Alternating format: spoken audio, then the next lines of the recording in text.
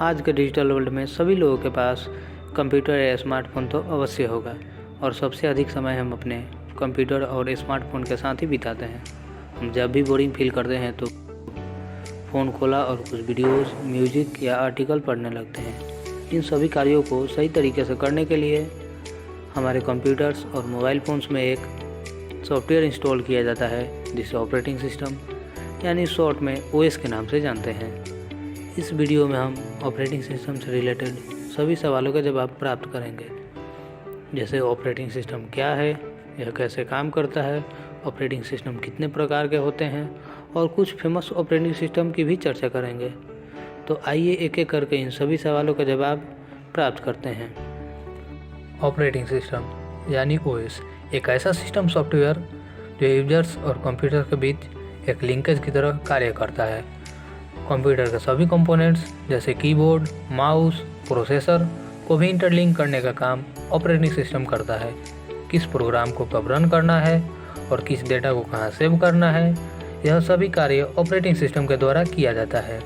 तो दूसरा सवाल यह है कि भैया OS यानी ऑपरेटिंग सिस्टम इतने सारे कार्यों को मैनेज कैसे करता है। तो इसे समझने के लिए OS के कार्यों को समझना होगा, जैसे memory management function, process management function, device management function, file management function and security. तो आइए इसके सभी फंक्शन को और डिटेल में समझते हैं। शुरुआत करते हैं मेमोरी मैनेजमेंट फंक्शन से। मेमोरी मैनेजमेंट फंक्शन की बात करें तो ऑपरेटिंग सिस्टम कंप्यूटर के प्राइमरी या मेन मेमोरी को मैनेज करने का कार्य करता है।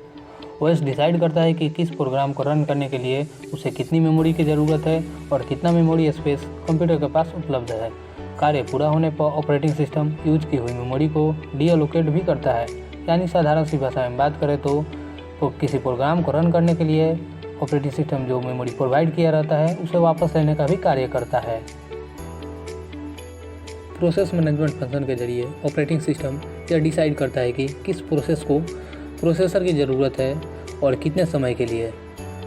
ऑपरेटिंग सिस्टम का जो प्रोग्राम इस कार्य को करता है उसे ट्रैफिक कंट्रोलर के नाम से जानते हैं।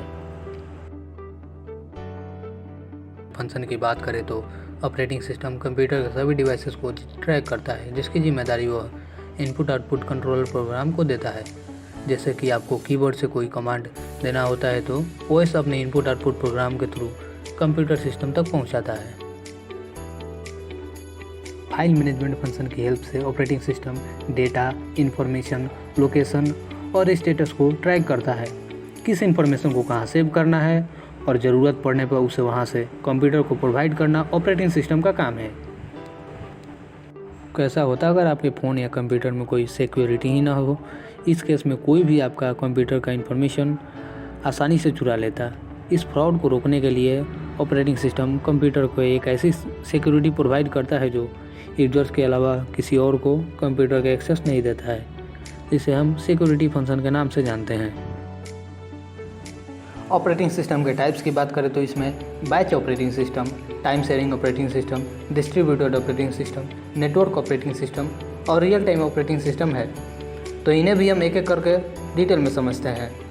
शुरुआत करते हैं बैच ऑपरेटिंग सिस्टम से। बैच ऑपरेटिंग सिस्टम की बात करें तो यह एक जैसे दिखने वाले कार्यों को एक साथ ऑपरेट करता है और एक जैसे दिखने वाले कामों को एक बैच में ग्रुप करता है। बैच ऑपरेटिंग सिस्टम का यूज बैंक्स में स्टेटमेंट बैंकिंग में किया जाता है। दूसरे नंबर पे आता है टाइम शेयरिंग ऑपरेटिंग सिस्टम।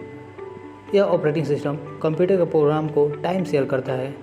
जिस प्रोग्राम को ज़्यादा समय चाहिए उसे ज़्यादा समय देता है और जिसे कम समय की ज़रूरत होती है उसे कम समय देता है। टाइम शेयरिंग ऑपरेटिंग सिस्टम हमारे पर्सनल कंप्यूटर और लैपटॉप में सबसे ज़्यादा प्रयोग किया जाता है। डिस्ट्रीब्यूटेड ऑपरेटिंग सिस्टम की बात की जाए तो यह आजकल बहुत ही पॉपुलर होते जा रहा है। यह OS बहुत से कंप्यूटर्स को इंटरकनेक्ट करता है, जिससे सभी कंप्यूटर्स कम्युनिकेशन नेटवर्क के जरिए एक दूसरे से कम्युनिकेट कर सकते हैं। डिस्ट्रीब्यूटेड ऑपरेटिंग सिस्टम यह फ्रीडम प्रोवाइड करता है, जिससे कंप्यूटर्स इंडिपेंडेंट वर्क कर सकें। Network operating system main server के डेटा, यूजर्स, सिक्योरिटी को मैनेज करने का कार्य करता है। नेटवर्क ऑपरेटिंग सिस्टम एक प्राइवेट नेटवर्क से कनेक्टेड रहता है और डेटा केवल इस प्राइवेट नेटवर्क के यूजर्स को ही शेयर करता है। नेटवर्क ऑपरेटिंग सिस्टम ऑफिसेज और बिजनेसेस में खूब प्रयोग किया जाता है।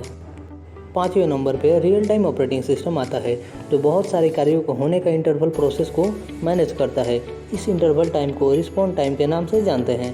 रियल टाइम ऑपरेटिंग सिस्टम का प्रयोग मिसाइल सिस्टम और एयर ट्रैफिक कंट्रोल में सबसे अधिक किया जाता है। फेमस ऑपरेटिंग सिस्टम की बात करें तो Windows OS, Mac OS, iOS, Android OS और लाइनक्स आते हैं। विंडोज़ OS कंप्यूटर्स और लैपटॉप्स में सबसे अधिक प्रयोग किया जाने वाला ऑपरेटिंग सिस्टम है। वहीं मैक OS और आईफोन OS केवल एप्पल्स के प्रोडक्ट्स जैसे कंप्यूटर्स, लैपटॉप्स और आईफोन्स में पाया जाता है। एंड्रॉयड ऑपरेटिंग सिस्टम को स्पेशल फ़ोन के लिए डिज़ाइन किया गया है और लगभग ये सभी मोबाइल फ़ोन्स में देखने को मिलता है। वहीं Linux operating system desktop computers में ही इंस्टॉल किया जाता है। तो दोस्तों, आशा करता हूँ आपको ऑपरेटिंग सिस्टम से जुड़े सभी सवालों के जवाब मिल गए होंगे। ऐसे ही डिटेल इन्फॉर्मेशन के लिए आप हमारे बेसिक ज्ञान चैनल को सब्सक्राइब ज़रूर करें और नोटिफिकेशन भी ऑन कर लें। आपको किस टॉपिक पर डिटेल इन्फॉर्मेशन चाहिए आप कमेंट कर सकते हैं। इस वीडियो में फ़िलहाल इतना ही। जल्द मिलते हैं किसी अन्य टॉपिक के साथ।